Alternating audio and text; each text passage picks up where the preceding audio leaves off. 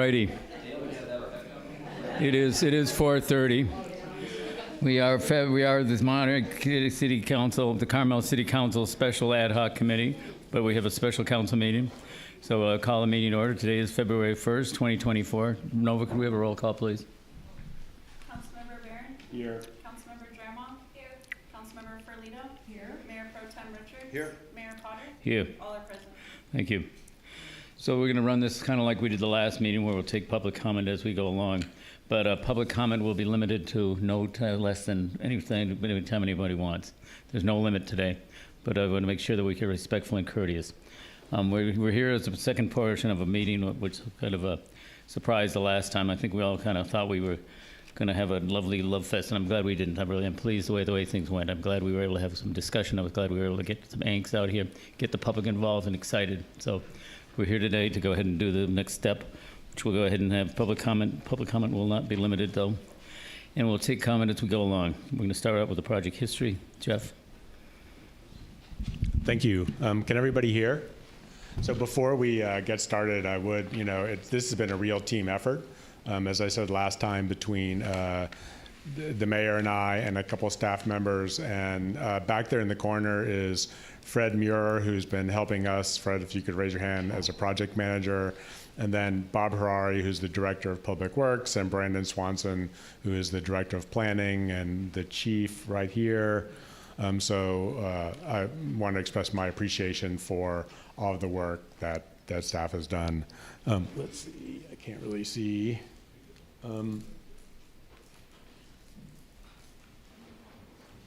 Let's see. I think that's the wrong slideshow. I think so. It's being videotaped, and we have Zoom access. We have Zoom access too. So what we're going to do today, Is it available for Zoom? Because last time people called me, they were raising their hand, they were trying to get on, and nobody called on. Yes, we'll be trying to pay better attention today. Thank you. So what we're going to do, follow a schedule roughly the same as the last time. I'm going to go pretty quickly over a lot of the stuff we did the last time. The chief here is going to talk about the assessment that we have done. There have been questions about that, about the current state of the building, and so we're going to talk about that a little bit. I'll try and take, I've modified my words according to the comments that we had last time, and we'll take comments sort of after the history section, and then after the chief speaks, and then after the options, and then at the end of the meeting. So maybe 4 opportunities for public comment as we go along. So the first thing I'd like to do is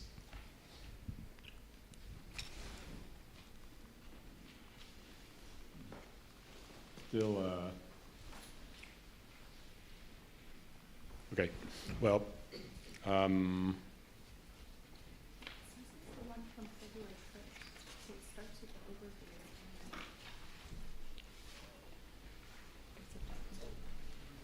so the first thing I'd like to do is talk a little bit about the project history, and if you have copies of slides while we wait for the slides to come up on the screen.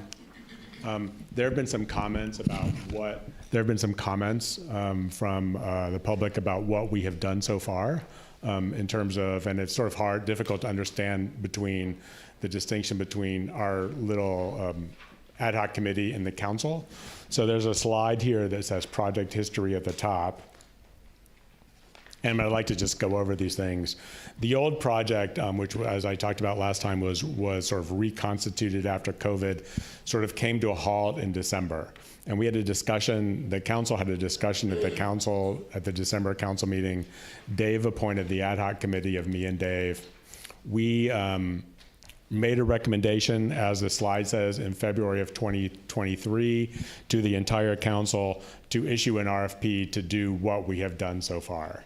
So that was to hire a firm with experience in designing police buildings and get them to evaluate the current status of the police building and what it might cost, with various options, renovation or relocation or whatever, to move forward. Hold on one second. And then, so after the council approved those things, approved the issuance of the RFP in February, staff issued the RFP, which staff put together, and I think there's a copy of it in the packet. We got 4 responses staff ranked and judged the 4 responses, came back to the council in June of 2023 with a recommendation.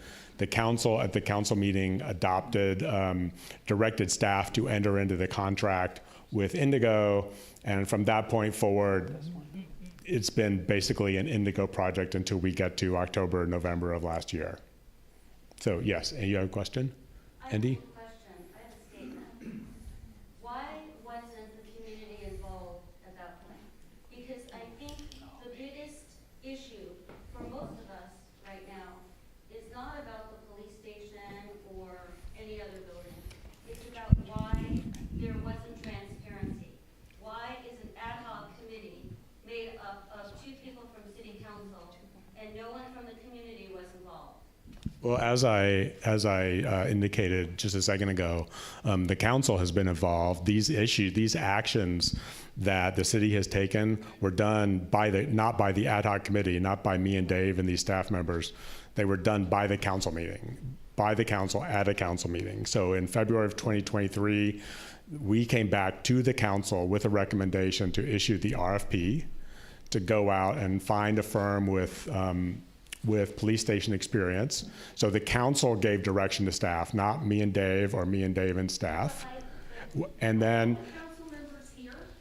we're all here. So the 2 of us and staff made a recommendation to the council to just simply go out and get information. And so in $300,000? yes. So But again, So- don't you think before you spend that kind of money, so I want an answer. so No, they- I want an answer, please. I feel that if you are supposed to be representing us as citizens of Carmel-by-the-Sea. I'm not really opposed to anything right now. I'm opposed to this whole process. I'm opposed that none of our feelings, thoughts, nothing has been taken into consideration.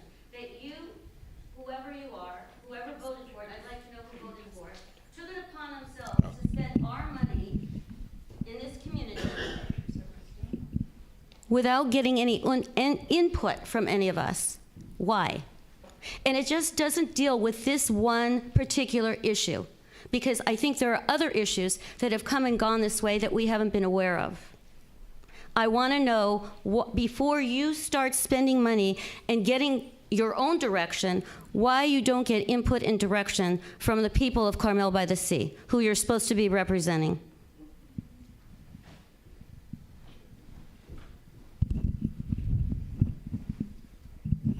So there was a public hearing, and I'm sorry the public didn't make it to every meeting, but that's not our fault. We've tried to be as open as possible about this, but now we're at a point where the public input matters. We've gone ahead, we've spent some money, admittedly, but we've gone ahead and got the information forward that we wanted to go ahead, that we could have some public discussion about. We haven't made any decisions, no decision's been made. We wanted to be as open as possible, and that's what we're doing today. But you spent a lot of money prior to Yep, now. exactly, but we did that through a public process. We did a public city council meeting that were publicly noticed. I'm sorry the public didn't show up, but this is the process we got us to get us to where we are today. And how did you make these meetings if you said it was public? Where was it public? Because I don't know where they were that night. and search to find out when the meetings were, until we shook the bushes a little bit, made a little noise, and now all of a sudden, dates, times are blasted everywhere, and there's so many piled on top of each other, except you have to give people time to get organized. There's a lot of people in this community that don't live here, that would like to be here and would like to make contributions and suggestions. Well, your comments are duly noted. I sympathize, I understand. But where we are today is where we should be. We're here today to go ahead and move forward, and we'll figure out the next steps today. Excuse me, are there dates that you have where this was made public? Are there any records? Yes, there are. Yes, yes, there are. Those are the dates. So, The dates were, I'm sorry? the dates were posted just recently, so she. No, well, to be fair, we publish the agenda, we are required, and we do a fairly good job of publishing the agenda before every city council meeting, 5 days, 6 days before the council meeting. And so when we took the action in February 2023, at the end of January in 2023, we published the agenda, and said, there was a discussion item about the council issuing going out, directing staff to issue the RFP. We had a discussion about it at the February council meeting. And then after staff went out and got the responses to the RFP, and staff made a decision about which staff made a recommendation as to which architecture firm we should use. At the June 2023 meeting, we had another discussion about choosing that architectural firm and moving forward with that firm. And so in June of 2023, the $300,000, we gave staff permission to enter into the contract, the $300,000 contract with Indigo. This person over here's comment of not really knowing about We gotta pass the microphone. So just so everybody knows, there are people on Zoom tonight. We talked a little bit earlier about getting people to participate. So part of that is we're gonna just have to take a break, just a beat between each speaker, so everyone gets the talking stick here. That resident was wondering about meetings, and I did ask the city. They have an opt-in option where people can go to the website and opt in on topics, community-wide topics. I mean, the Flanders Mansion's on there, the wireless ordinance is on there, and I've asked them to put the police station on there because, people don't know when meetings are unless it's gotten in their email inbox. They're not constantly checking the website like a staff member would. And I honestly think this would have been better to have a town hall meeting. I don't know if anybody else wants to make a point about public participation.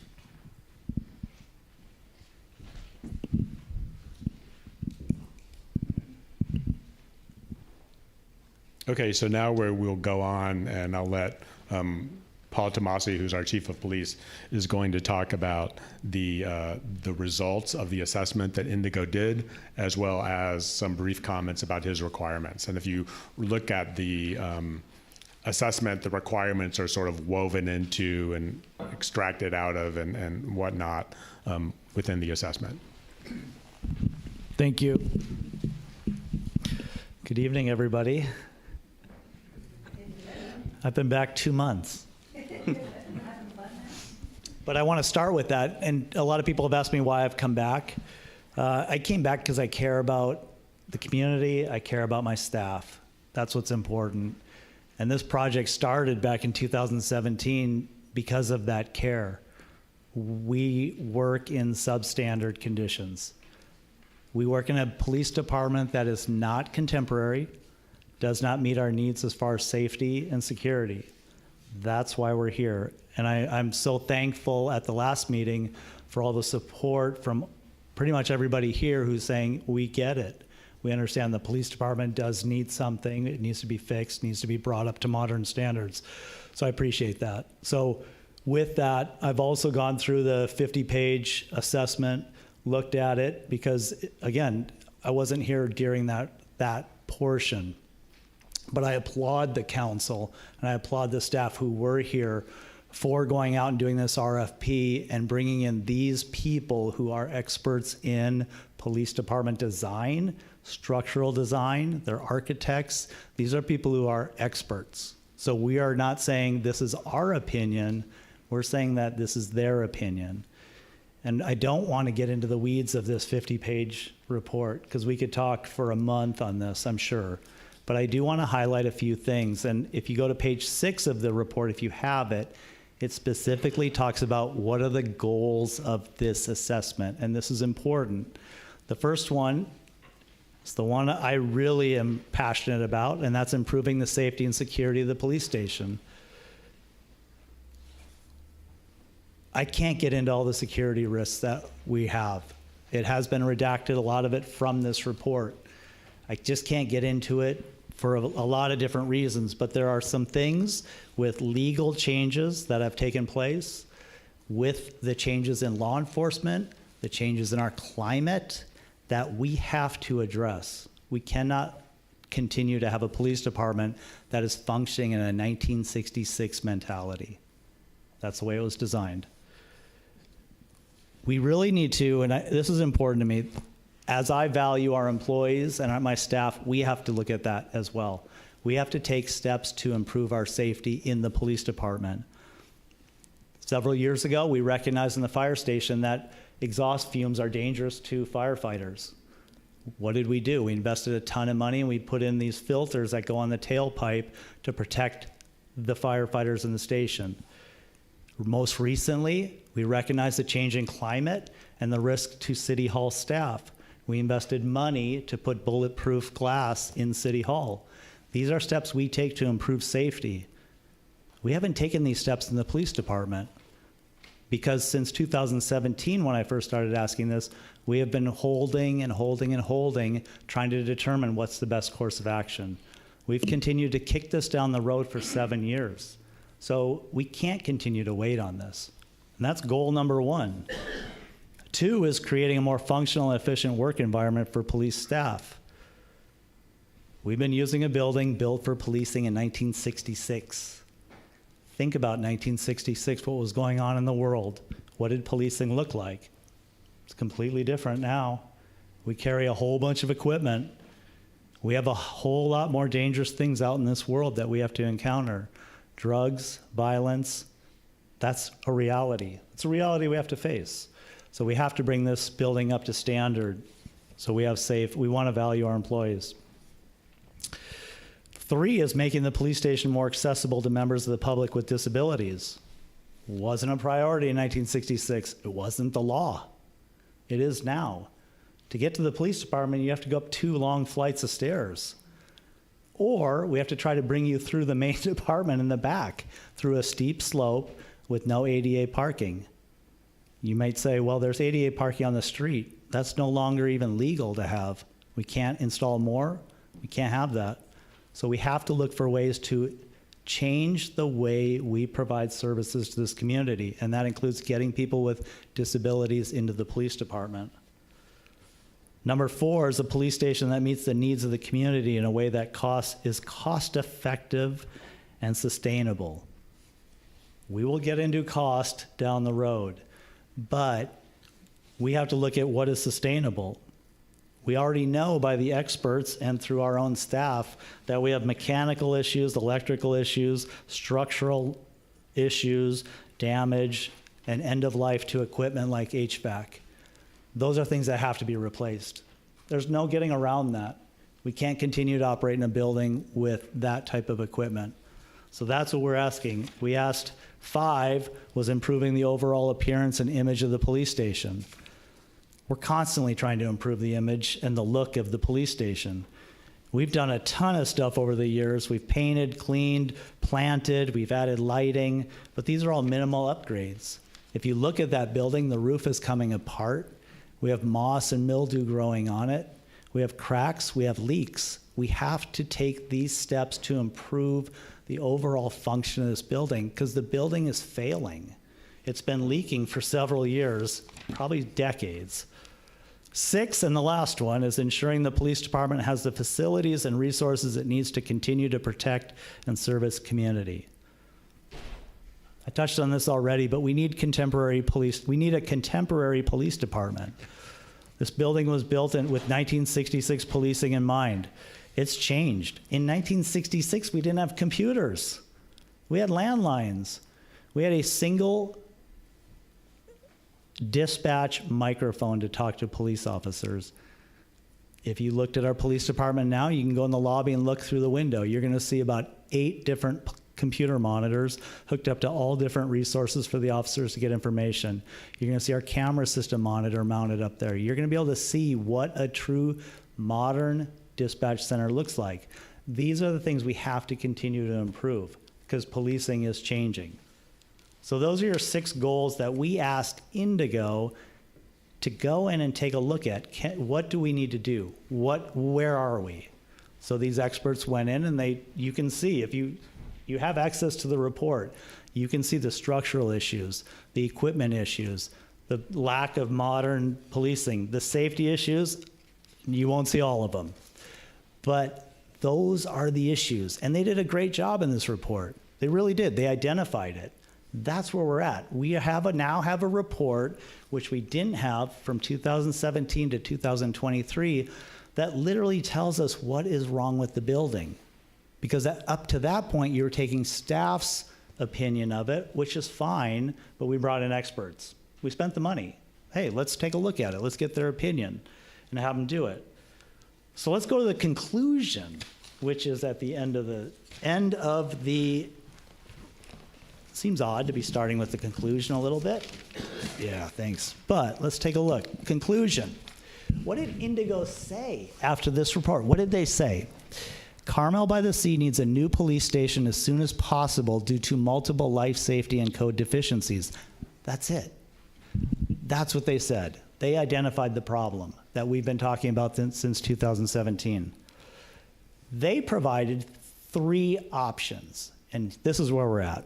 1, build an entirely new police station on a new site to be determined. That's it. 2, refurbish the existing police building and expand with an addition over the garage. That's 2. 3, demolish existing police station and public works garage and build new facilities on the existing site. That's what they left it with. They didn't say anything else in here other than those 3 options.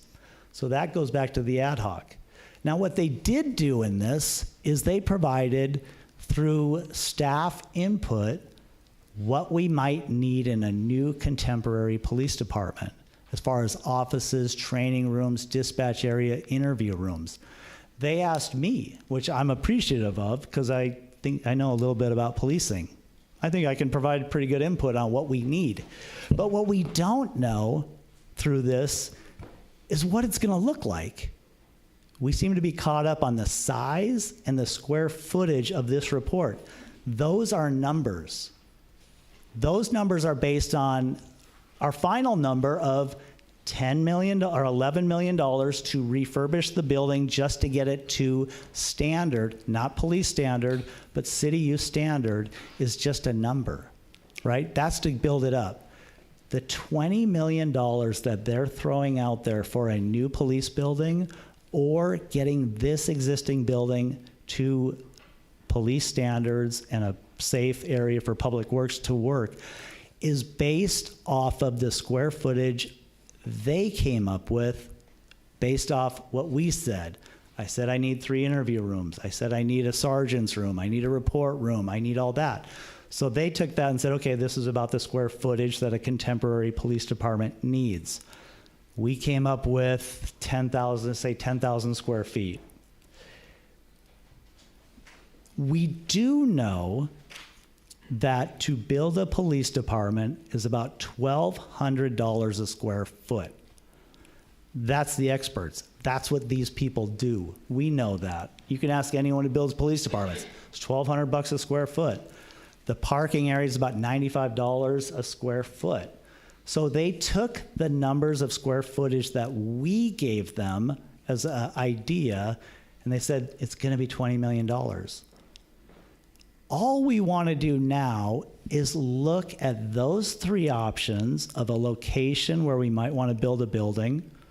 What is it going to cost to tear down our existing place and rebuild, or fix up the existing building and expand out? That's it. That square footage number is just a number.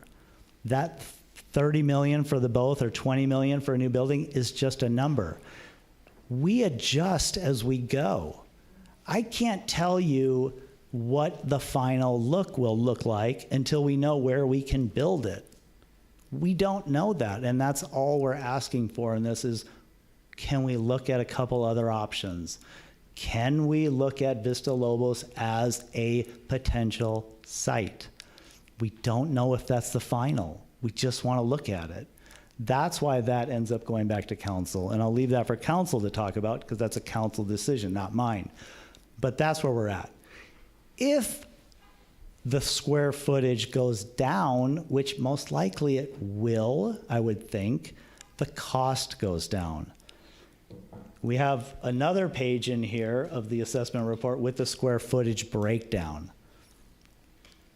Once we have a plan and we know where this might fit, we can adjust room sizes. We can take things out.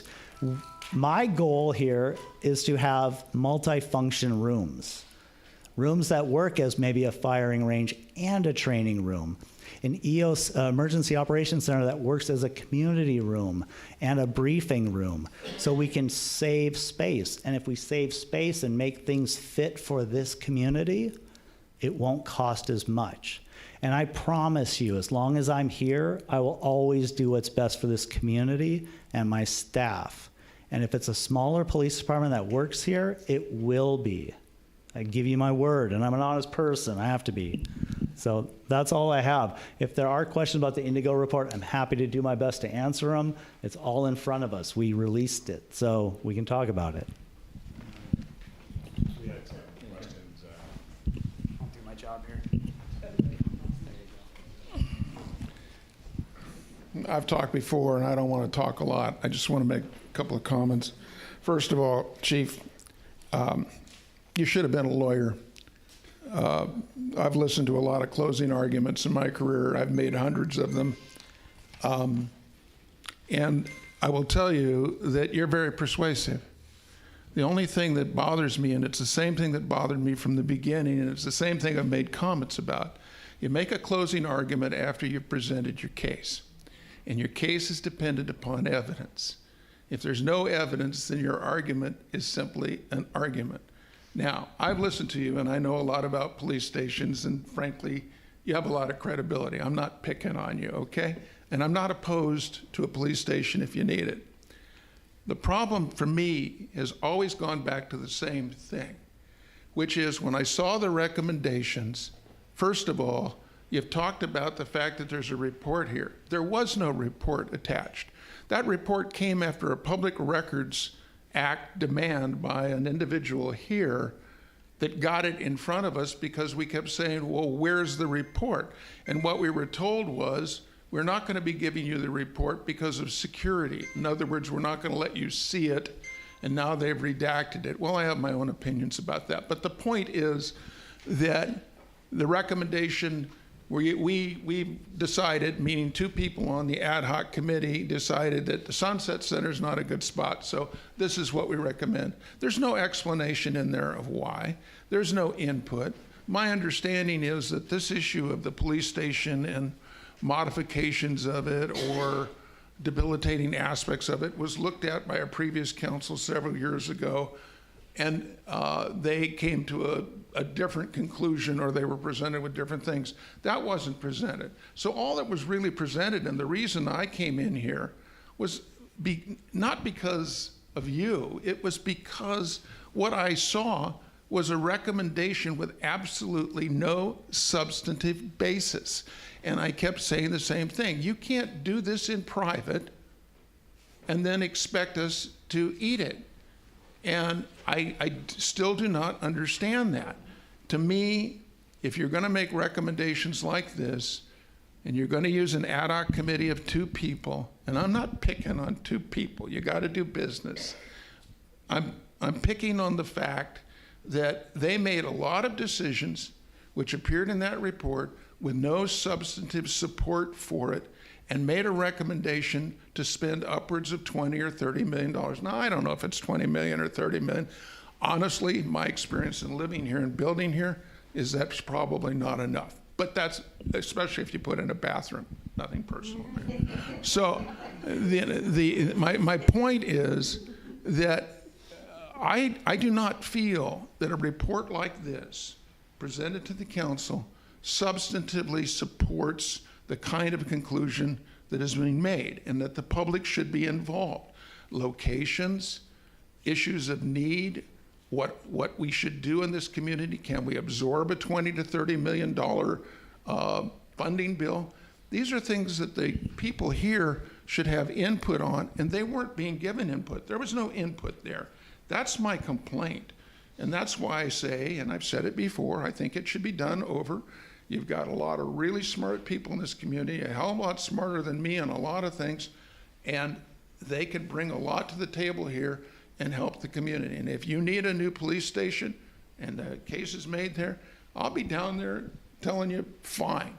And if you don't, I'll be down there telling you no. And you may not care, but so my point is, I really don't understand. This is the same thing. We read it before. I'm not saying you didn't approve it going to an ad hoc committee. I'm not saying you didn't approve the numbers. People don't necessarily pay attention to that stuff when they see it. They don't understand what it means, honestly. And all of a sudden, it's the same thing that I saw. Wait, what? You're talking about a new police station? You're talking about $20 million? You're talking about putting it here and not putting it there, and these are all your reasons, and you're not going to let us see it? The underlying rationale? Well, that to me tells me you need public input, you need sunlight, you need people involved. That's all I'm asking, and that's my position. And you know, I've said it. I just don't think there's anything more I have to add to that. I'm sorry, I'm not trying to offend anybody. I'm not attributing detrimental or nefarious motives to anybody. I'm just thinking that the one thing that got left out of this whole process are the people in the community. That's it. That's why we're here tonight. I mean, we're here tonight because we've got community involved. My hope is that we'll do exactly what you want now. We're going to go ahead and make sure the public's involved. We've got a group here that I think is involved. I hope we stay involved. I hope we don't keep this passion up. Mayor, I understand that people here, you're asking them to go and look at a report they've never seen before, and they're supposed to make assessments about that or assessments about location. If the people had been involved from the beginning, then folks might understand that. But in here, we're not equipped to sit here and say, well, the foundation is deteriorated and we need to build a new thing. My point is. Well, instead of reading the report, why don't we have the original assessment team come in and give us a presentation? I mean, you know, that seems to me to be sensible. What do you think about that? I'm sorry, I apologize, I don't mean to be rude, but I couldn't. Look, I don't know how old you are, I'm 76, all right? My hearing is gone in my right ear, and I haven't gotten it fixed, mostly because my wife sits on the right side of me. I'm sorry. Okay, so what I said was, why don't we have the assessment team come in here and give us a full-blown presentation of their process? Why don't we do that? Well, I guess my answer would be, if it satisfies the community, it satisfies the community, but it's still a question of community involvement. I'm not saying you're not trying. It's a credibility issue. It's a trust issue. I used to make decisions all the time, life-changing decisions for people, and I mean incredibly difficult decisions. And I would go home and occasionally, again, my wife, I love my wife, she's not going to be she's not lying. Let's get you the microphone if we're going to be longer. When I talk about my wife, you want me on the microphone. You know, and she read an opinion I wrote in the paper, and she said, "Did you say this?" And I said, "Yes." And she said, "Well, I don't agree." And I said, and I only said this one time, because it was a mistake. I said, "And I'm supposed to care because why?" And she said, "Well, point being, you don't know what the facts are. You don't know why I decided it." And but if you wanted to, you could read a whole opinion, 50 to 60 pages going through chapter and verse. This is everything that was here, evidence, facts, law, blah, blah, blah. That's why I did it. You don't have to agree with me, but you will understand what I did, and it will be clear, and you'll understand why. That's what I'm saying. What I suggested would get us to that point then.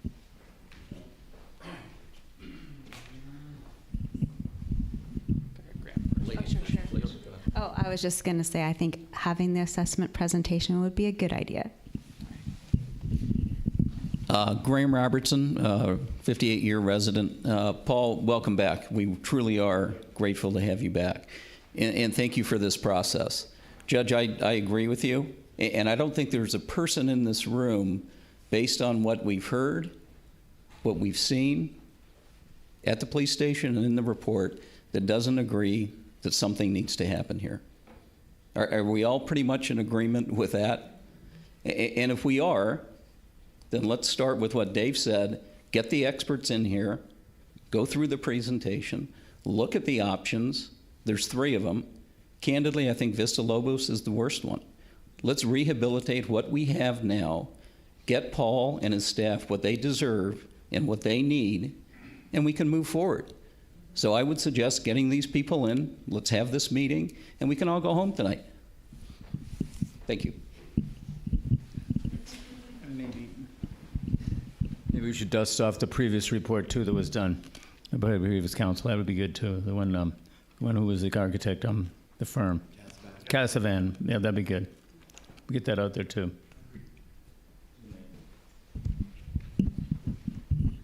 Thanks.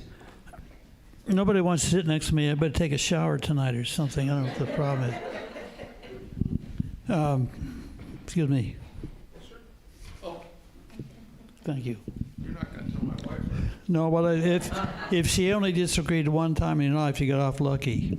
I've never disagreed with her since. There's one plaque in this room that describes exactly what's happening. Exactly what's happening. Olof Dahlstrand did a painting. This is the tiger in the grass. And then we put a plaque under it. We insisted that it be facing the council. Okay? This plaque is telling you, look out. We're watching you. I'm watching you. It's a tiger. And read the plaque sometime. It's facing the council. I hope the council will read it once in a while. I would like to tell you one little story going back in the 60s or 70s.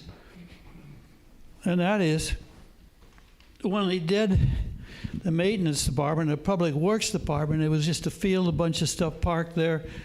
And we didn't have a lot of equipment in town in the 60s and 70s. And as things improved, we had to get a little better organized, and they got a roof over that part of the property.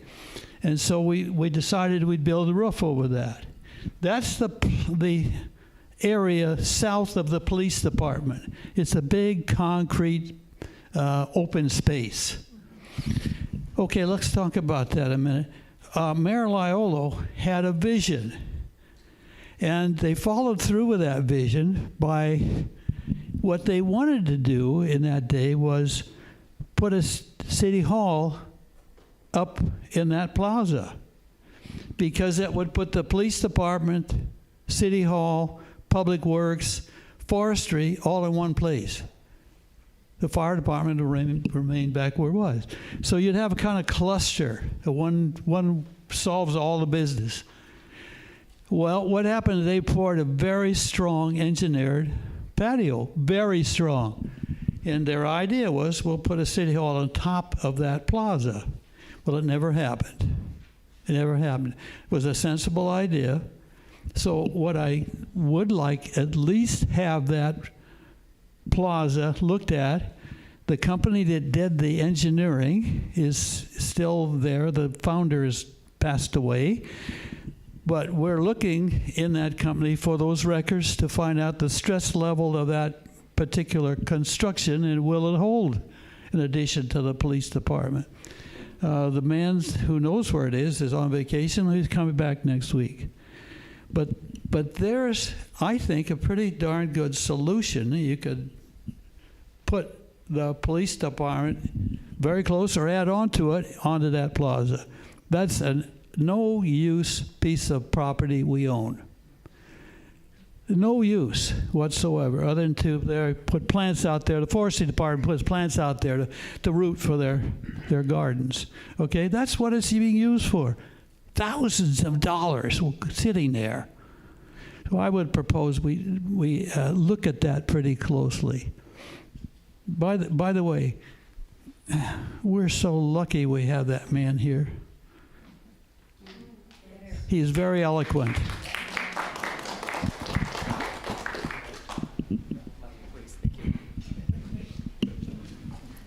Ken, I just wanted to add to the points you were making, and there's actually some good news in the report. On page 6, option 2, they studied that area, and they said if they build a 9,000 square foot, one-story building, it will hold. They need to do a little bit of structural reinforcement, but it's doable. And then you add that with the existing space of the 7,500 of the police station, we're talking 16,500 square feet. That is a large amount of space that we could expand. We can certainly gut the existing building and then get that other space, build a one-story addition. We've got 16,500 square feet, which is more than adequate. So it's in there, it's in the report, it's doable.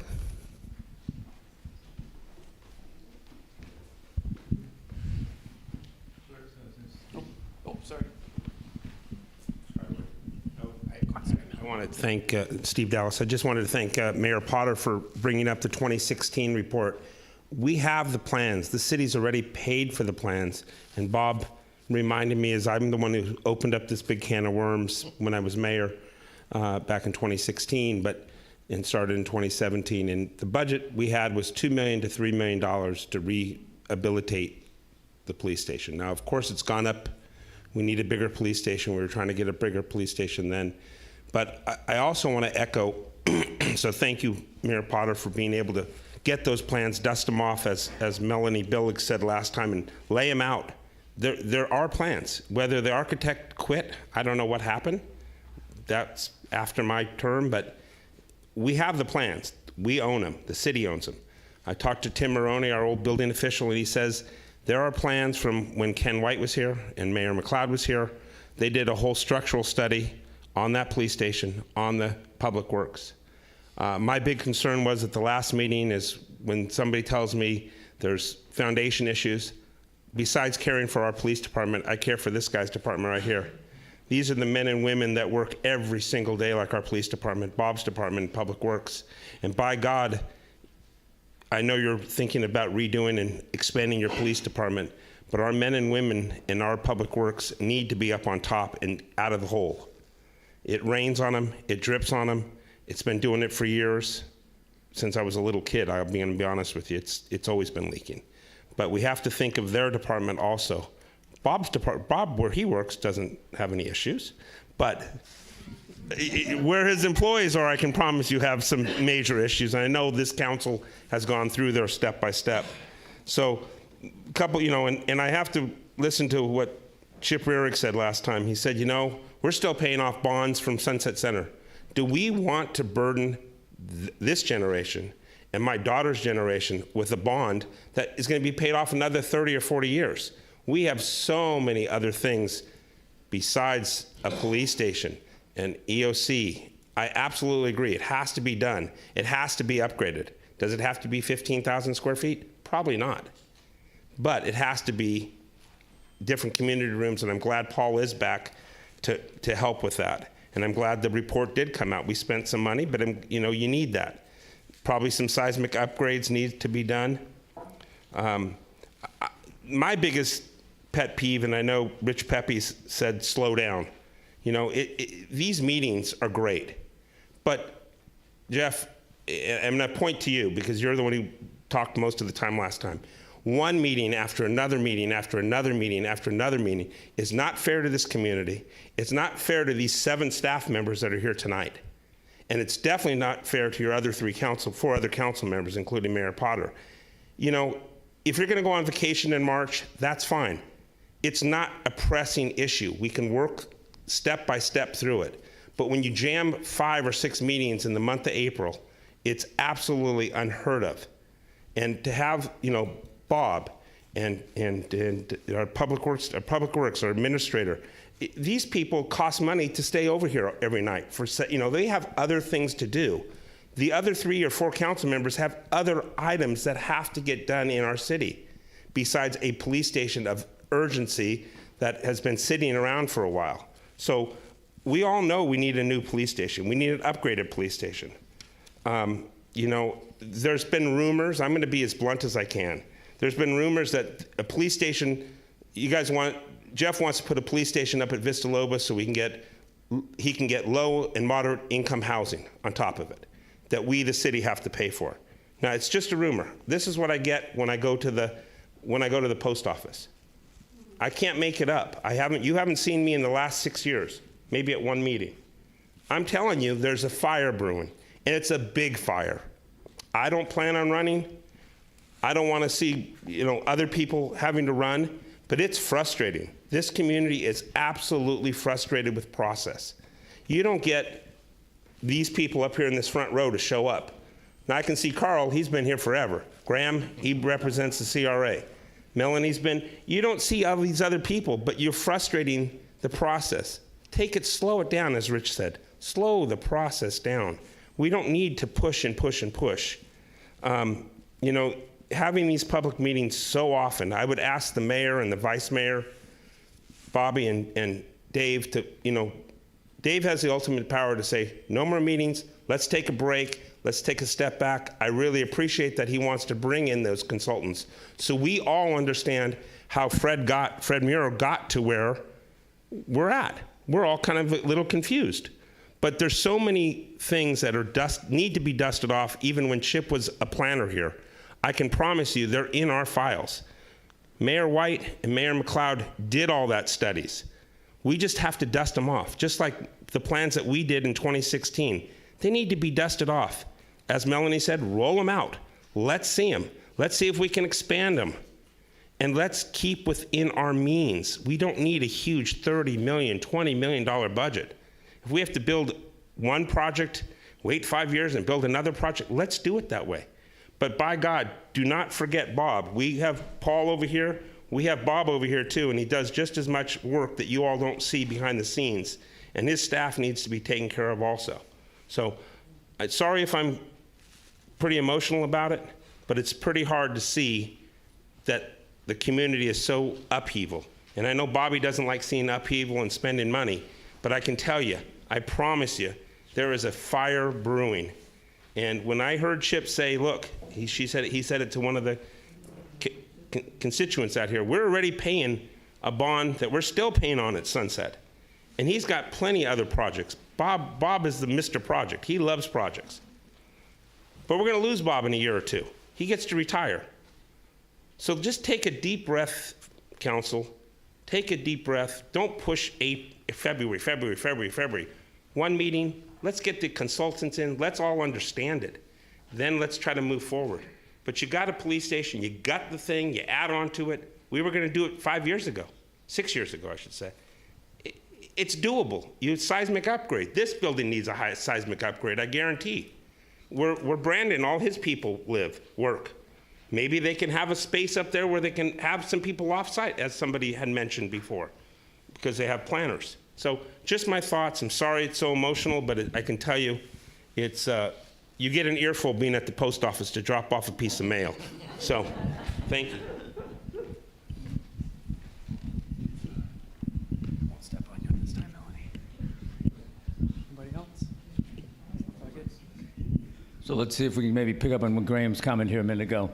Maybe we could just agree that we're going to have a meeting, that we'll get we'll get the consultant in. We'll go ahead and explain what was going on with their thoughts. We'll go ahead and get the plans out here from the previous project. And let's figure out when we're going to do this. I mean, I'm thinking maybe a couple of weeks out. What do you guys think? How long is this going to take?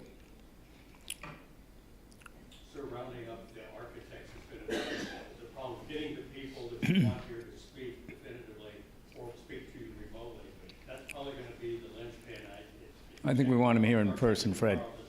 I think we want them in here in person. Yeah, definitely. So that makes it even more complex. So Okay. I can start on that tomorrow. All right, well, let's go ahead, Karen. Paul, perhaps you can answer this.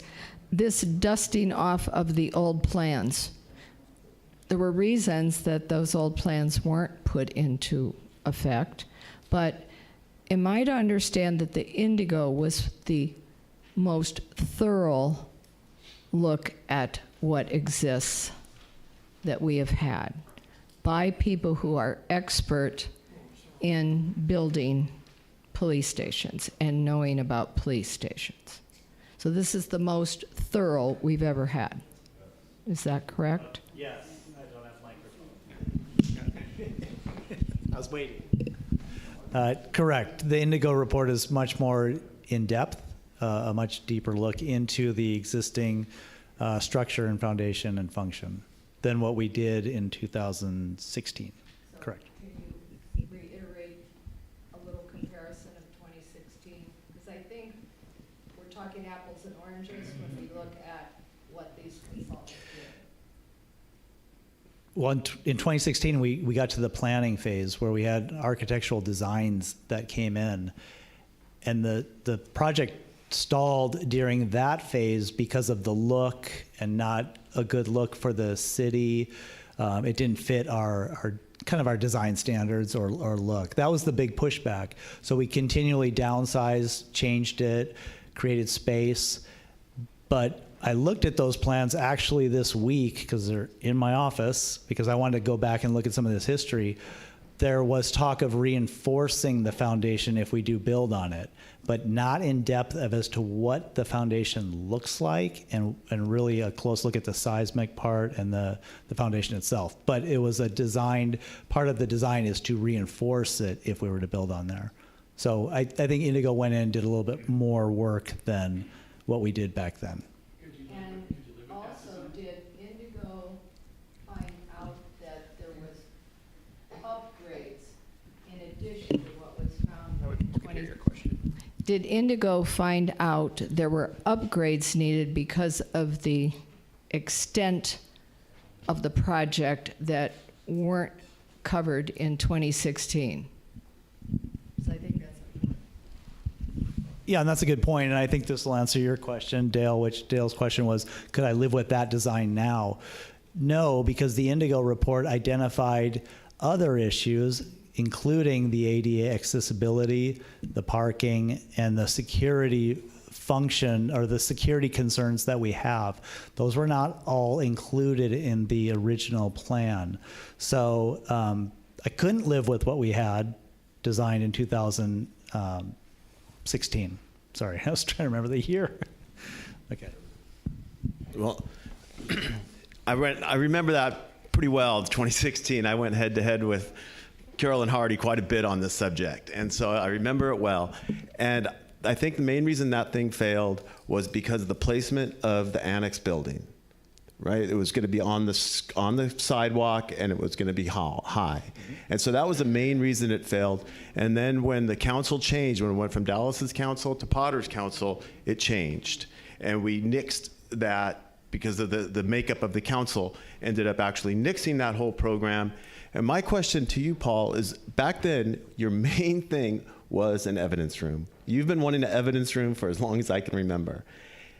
If they were to take that, continue to nix that one annexed building that was on the curb and put that annexed building on the area, what we were talking about earlier, the campus above the public works, could something like that work? So we maintained the old building, refurbished it, but then gave you the square footage that you need, and maybe that building, you know, but make it ADA and all of these security issues. And I know you're going to still have a problem with parking and charging cars and all of those types of things. But would that give you the square footage that you need? I think it's worth a look, but I don't know. I don't know what, I'm not an architect. I'm not a designer. I don't know what it would even look like. So having someone come in and design it, isn't that one of the options we had on here, is what Indigo said? Is design it on site. That's one of the three options. So yes, but I can't tell you if it'll work or not. That's not my decision. That would be, but it's an option. Yep. Sounds like there's a lot of missing pieces to the puzzle. But I think it would be nice if the people that come in for assessing these pieces to the puzzle also look at value cost engineering along with it.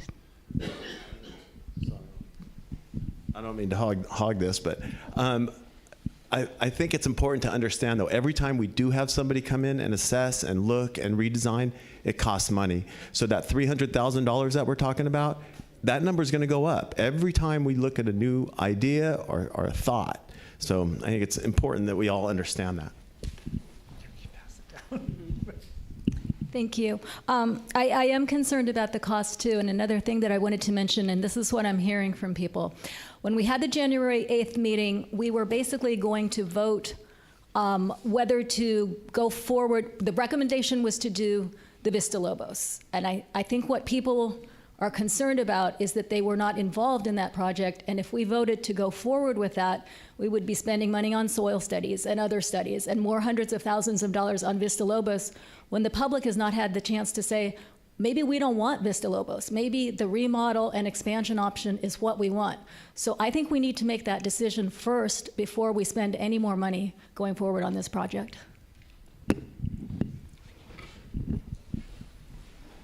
So I think that the RFP, you know, if you go back and you read sort of the responses we got to the RFP and what's included in the $300,000 that we have paid, the $300,000 contract that we have entered into Indigo, what you'll see is that Indigo has committed to providing us with 2 design options. One of them is a renovation and expansion of the police department on the current site, and one of them is the movement of the police department to a different site.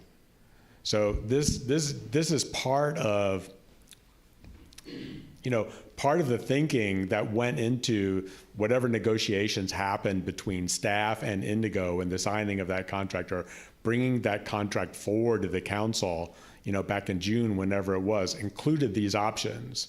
Now, this is our fault. I'm, mea culpa for sort of dismissing the option for prematurely dismissing the option to keep the building where it is. That's our fault. But I think, and when I reflect back on that and how I personally came to that decision, we had a lot of conversations about what the impact on the police department would be and the impact on public works by doing that sort of renovation in place. Like, what is the logistical requirement? What is the project plan? What does that look like? When we start reinforcing the garage or tearing up the garage or doing whatever it is. And Steve Dallas talks about caring for the Public Works Department. And if you read the Indigo report, you will see that the Public Works Department is mentioned numerous times. So it's always been, Public Works has always been a part of the project. It's a real concern, though, how to move, how to get the police department and Public Works at the same time out of that building for 2 years. Like, that is a real concern. And we are a small city. And that is an enormous addition to the project. 2 moves rather than 1 move is an enormous addition to the project. And I know that when we do this sort of analysis, which, fair enough, it looks like we're headed towards doing, and that's fine. Well, when we do this analysis of evaluating sort of the keep the police department in place option, part of that is a much more complicated move.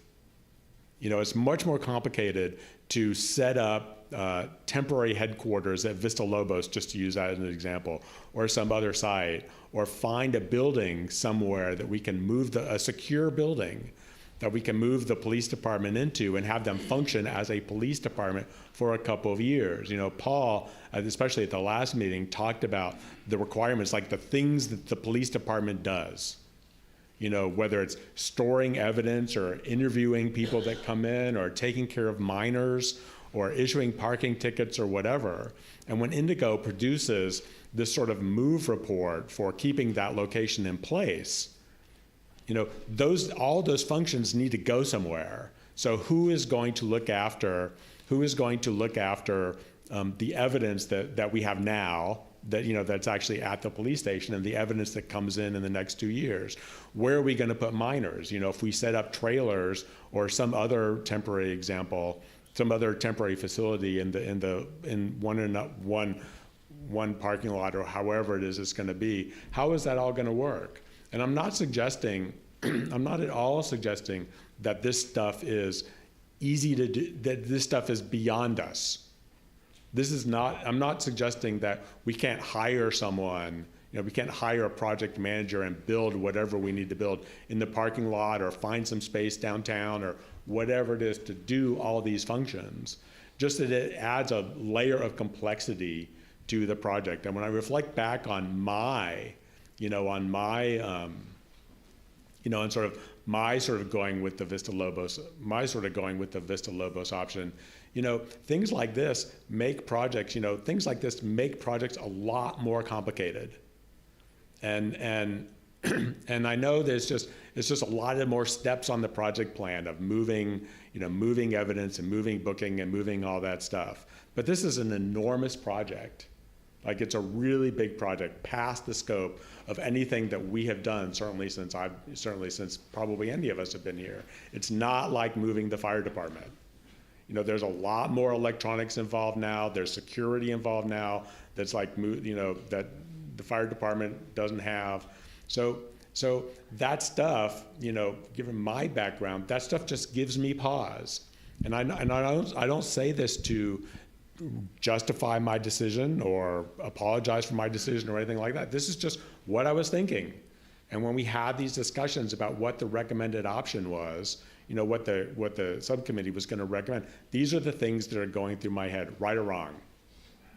And so I'm perfectly happy, you know, as I said before, you know, last week, we have not, nobody's made any decisions. Like, we have not made the decision to move the Lobo, you know, obviously the consultant didn't say move the police station. The consultant just gave us 2 options and a bunch of numbers.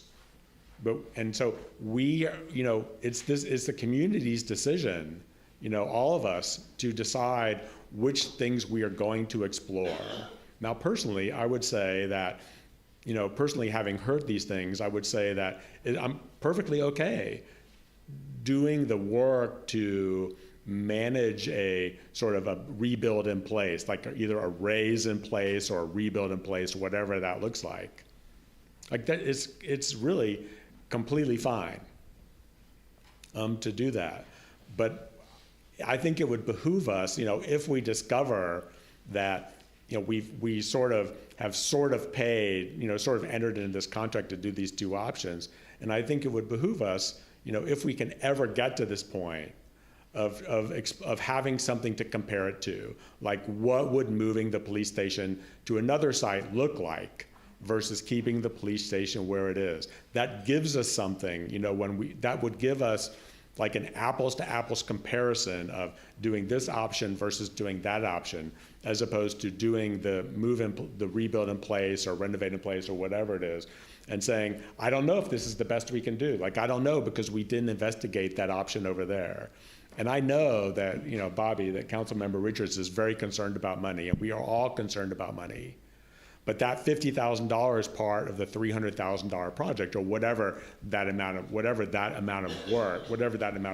that we have done, will allow us, you know, 3 or 6 or 9 months from now, whenever we get to the point of commissioning and then looking at the results of this report, it will allow us to make a much more educated decision about what we think we can handle, what we as a community think we can handle.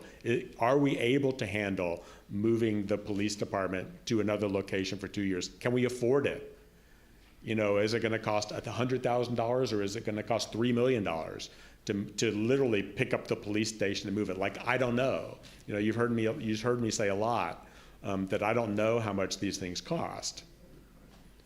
And so this whole process of trying to decide, this whole process of sort of exploring, which is where we are now, all we're doing is exploring. This whole process of exploring where we are now is so that when we get to this point, you know, 6 months or 9 months, however many months out, when we have a better idea of what these possible projects might look like, that we can make a better decision. Like, this is all about making a good decision. So I see Melanie's.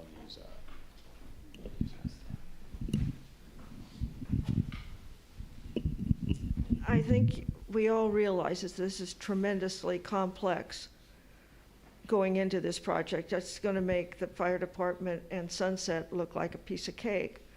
But I have to go back to the reason why we're all sitting here tonight. And that is that we need, at this point, listening to everything you said, Jeff, I think what we need to do is take a big step back.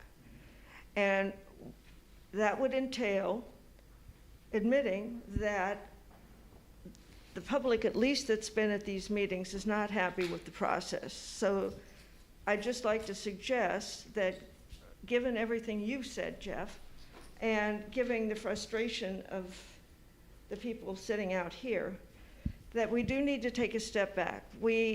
There's so much work that hasn't been done, and here we are, frustrated, and saying, well, we need to do this, we need to do that. I think what we really need to do is get a citizens committee working with you.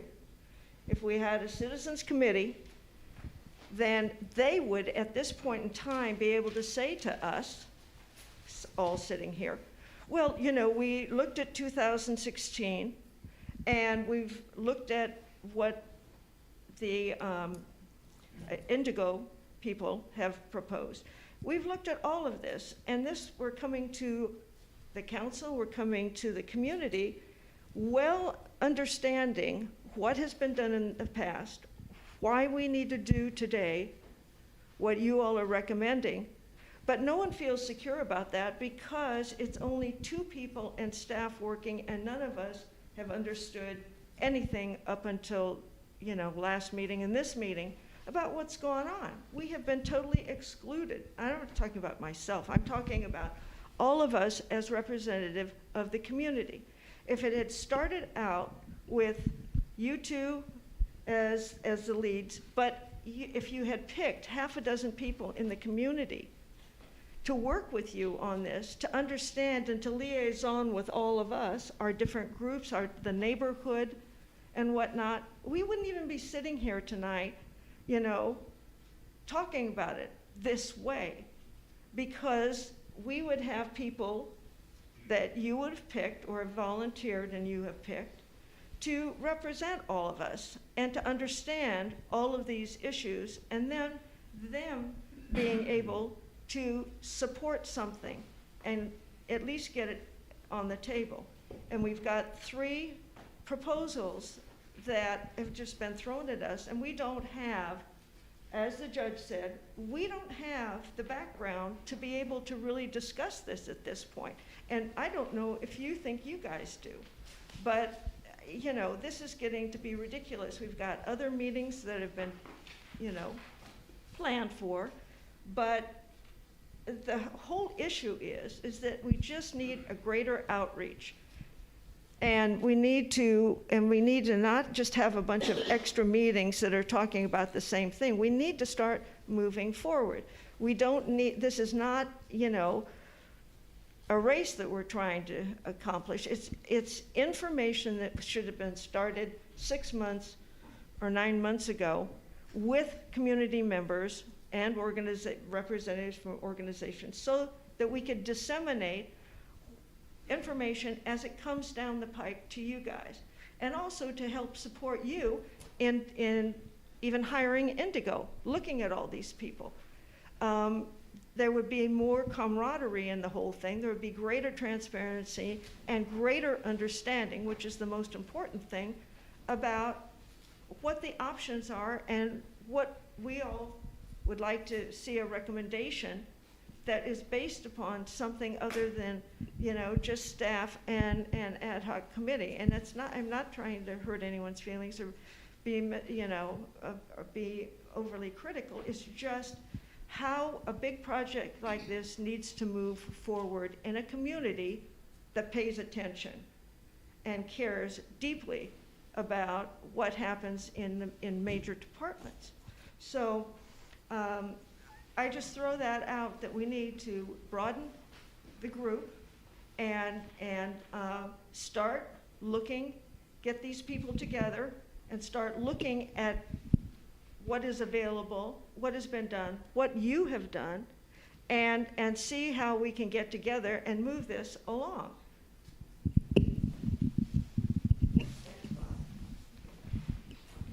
I think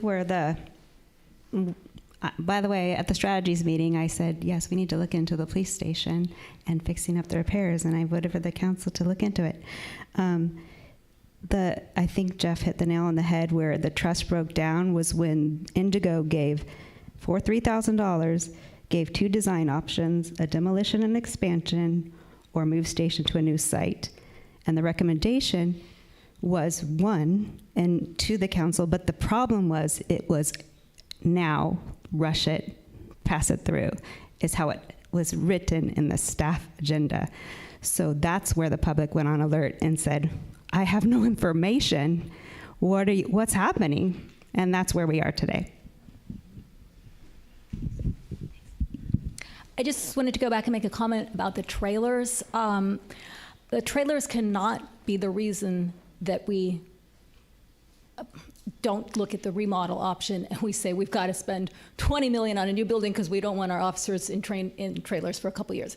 It's going to be difficult. There's no question about it, but it's doable. People do it all the time when they are building a brand new house, they live in a trailer. It's going to be rough, it's going to be difficult, but it's doable. That cannot be the decision why. And Chief, I hope I'm not belying any conversation we had, but we met and we talked and about this whole project. And what happened before COVID and the pandemic is the chief actually said he was on the phone with the company ordering the trailers because we were that close to doing the remodel, and then everything got shut down, all the money got taken away. So the trailers are doable. It's not going to be easy, it won't be fun, but that cannot be the reason to not go forward with remodeling the existing building. I think it's really wonderful that all of us can sit here, talk, and listen to one another and be respectful. The biggest issue for me, and I wasn't paying attention to Carmel for a very long time, and because of Dale over there who recruited my husband and I to help him with Carmel Cares, I started paying more attention, reading things more. Dale's a wealth of information, so all this has made me more knowledgeable and motivated me to pay attention. When I found out about the meeting, I was called by somebody about the meeting on January 8th.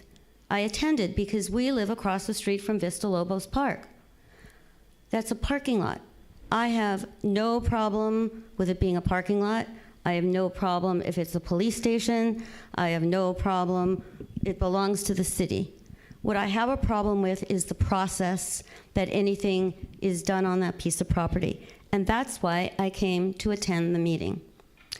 There were not very many people there. The people that got up and spoke were very supportive of wanting more information. They took a vote. Alessandra the vote was about proceeding with Vista Lobos, not about rebuilding, not about moving it anywhere else, not about the Sunset Center.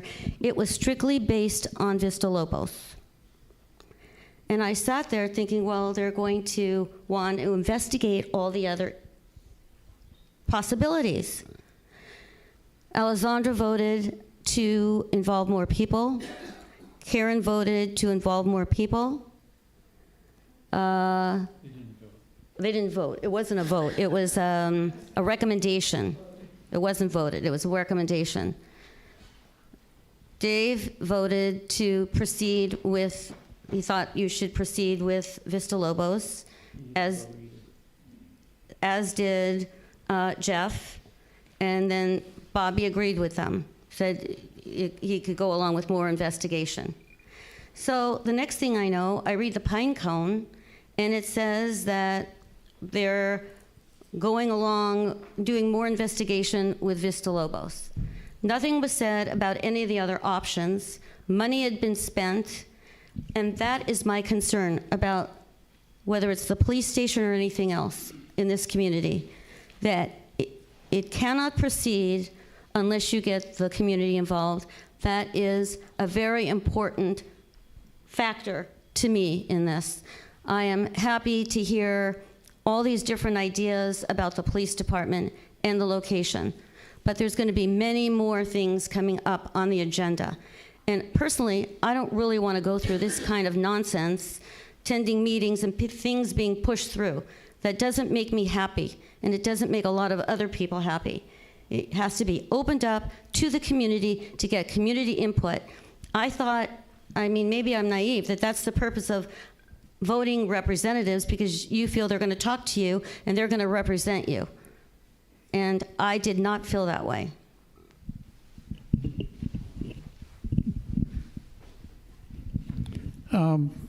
I'm kind of a little disturbed at Jeff, your feeling that having the police department move out would be a huge inconvenience and it would be a negative situation. He didn't say that, but that's what it came across for me. I don't look at it as a disturbance or we can't do it, because I know our staff, and a lot of you know our staff. It's a challenge, yes. But let me point something out to you. We just took Sunset Center apart for years.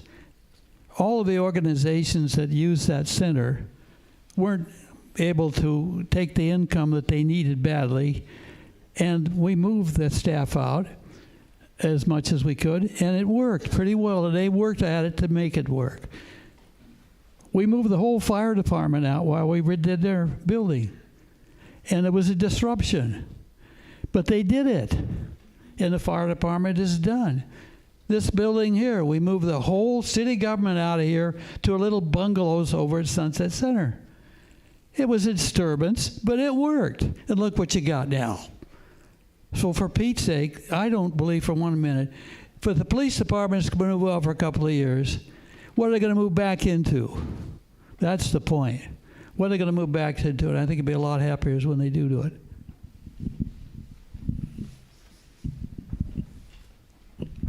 I have an analogy, and then I have a question for the chief, maybe.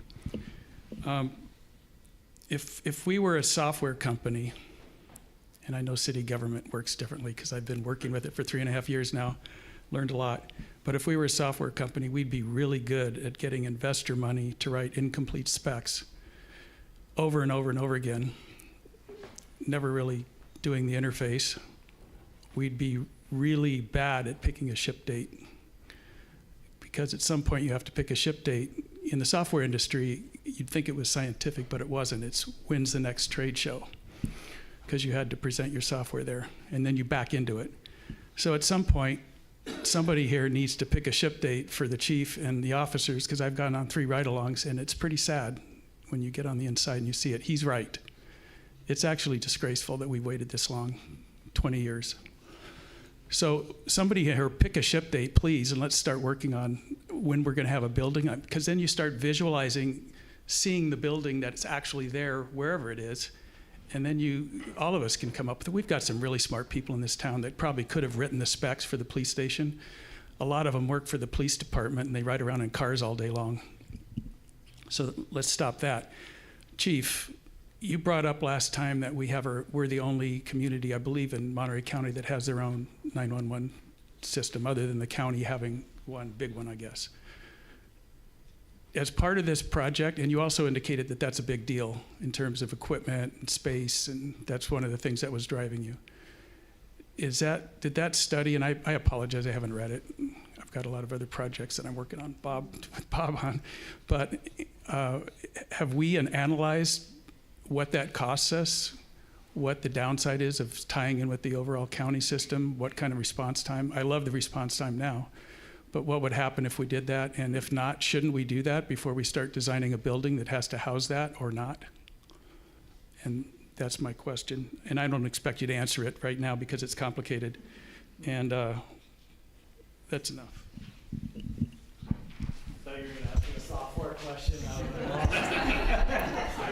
Mr. Mayor, what we are doing, and this is Mr. Barron's idea, much like we do with our budget process, and it works very effectively. And again, I'll make a pitch for getting involved in the budget process now to all of you, so we get more council members. How many do we have at the budget hearing last year? 6 people on a $40 million budget. We are keeping track of all these questions, and we're going to do a running list of questions and answers. So that will be a document. It's a living document. So Nova started that tonight, and we got some questions from the last meeting. So we'll be posting those on the dedicated project webpage and we don't call it the remodel project, we call it the police department project. And that running list of questions, many of which we've received tonight as well, there'll be questions and answers. And so that will hopefully be a document for people who are not here tonight, and they can read through that and get information to questions that they might have. Thank you, Mr. Mayor. All right, that noted. Is there anybody on Zoom wishing to comment tonight? Michael McWalters. Michael. You can go ahead. Go ahead, Michael. Michael. You just need to unmute himself. Yeah. Mike McMalters, you need to unmute yourself.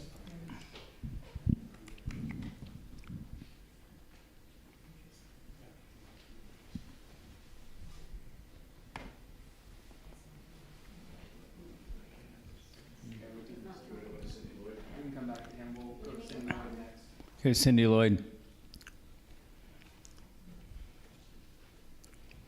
Cindy? Okay, can you hear me? Yes, we can, thank goodness. Oh, let's see. Can you hear me? Yes, we can. God, I can't hear you. I'll just say what I'm going to say then. Thanks very much for allowing me just a second here, since I've got to leave. I think it's an excellent idea to have these roundtable discussions and bring people in.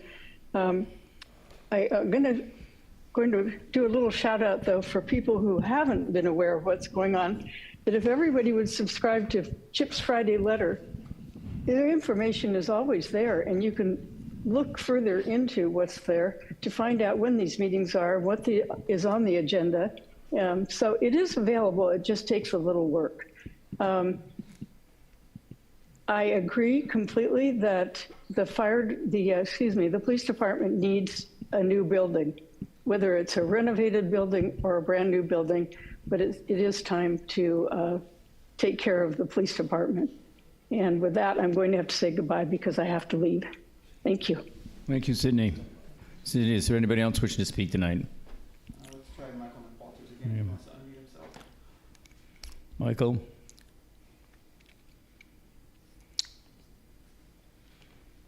He might be still there. He just needs to unmute himself if he wants to talk. Michael, last call.